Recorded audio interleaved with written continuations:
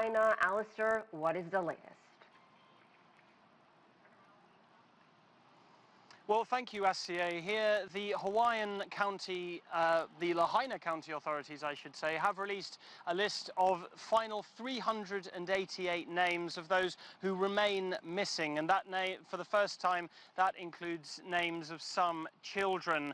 That list is down from the original figure of more than 1,000, which was released immediately following this ongoing, immediately following the fire. But 388 people now still missing 2 weeks after the event. People here in Lahaina are beginning to fear the worst for them. The official death toll so far, 114. It's been a very difficult time for Lahaina, and especially for the people who have escaped with their lives and lost loved ones, but even more so for those who have escaped with their lives and also with some of those possessions. Not all of Lahaina was burned, as you can see here behind me, and it's a difficult time for those who have found that almost miraculously that their buildings have survived, and we've been talking to a lot of them during our time here.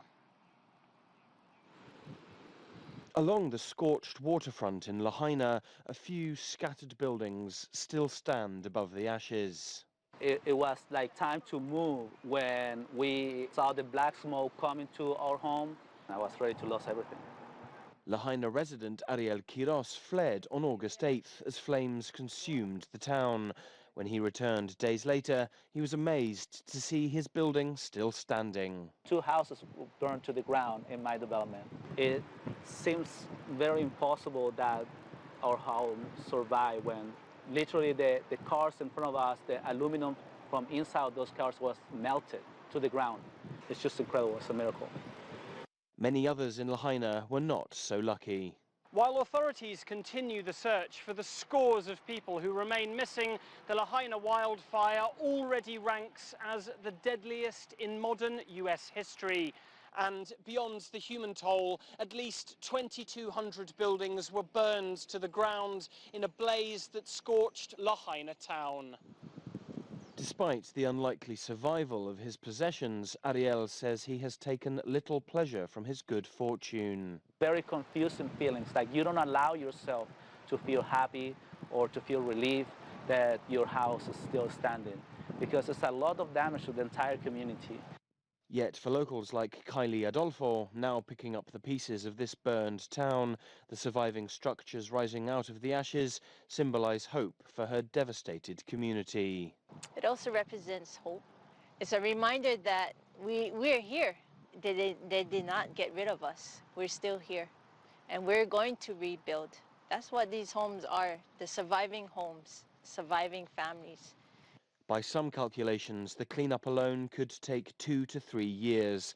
Both county and federal estimates put the cost of rebuilding at more than $5.5 billion.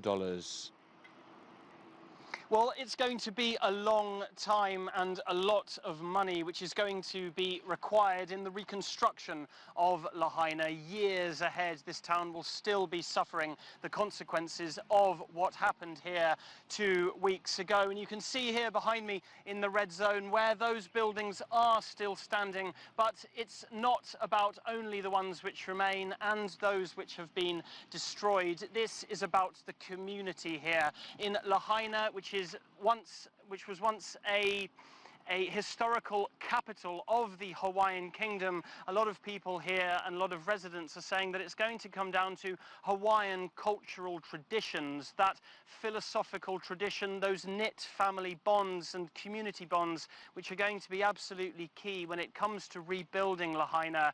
Polynesian Hawaiian society has existed on these islands for more than 1,600 years, far older than the United States itself as a country, and it's going to be those resources, the community and the culture and the tradition, which is going to be key in reconstructing Lahaina. This is a tragedy which happened not just to the Lahaina town, but to Lahaina's community as a whole.